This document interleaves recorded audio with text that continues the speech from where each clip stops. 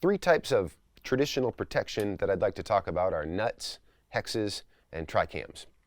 Nuts were first used by English climbers in the 1950s and 1960s. They literally walked the train tracks, picked up machine nuts, threaded them, and clipped them for protection, simply slotting them in cracks as chalk stones. This style of nut was invented by Yvon Chouinard and patented in 1972. It was included in the famous Chouinard equipment catalog in that year, along with Doug Robinson's classic essay, The Whole Art of Natural Protection. Those guys were really trying to bring in the clean climbing idea. Other climbers like Royal Robbins were also espousing this idea because they'd noticed that people hammering pitons into cracks and hammering them back out was causing permanent damage to the rock. So they started promoting more and more gear that you can just slot in the rock and not have to pound in a piton.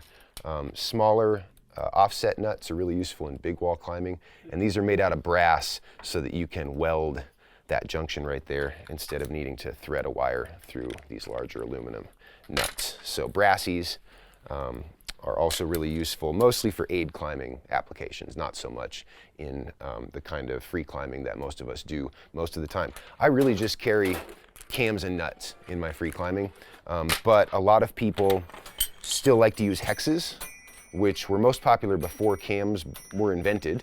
And they kind of do what a cam does. You can place them actively where they're camming into a crack. You can place them passively, just slotting them in a constriction.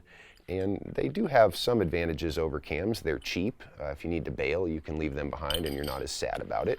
I don't personally use hexes, but like I said, a lot of people still do.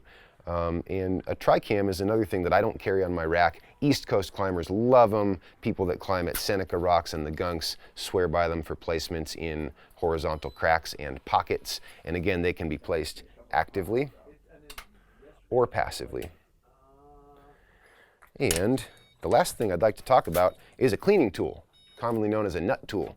All of these things that you slot into a constriction and yard on to make sure it's in there have a tendency to get stuck.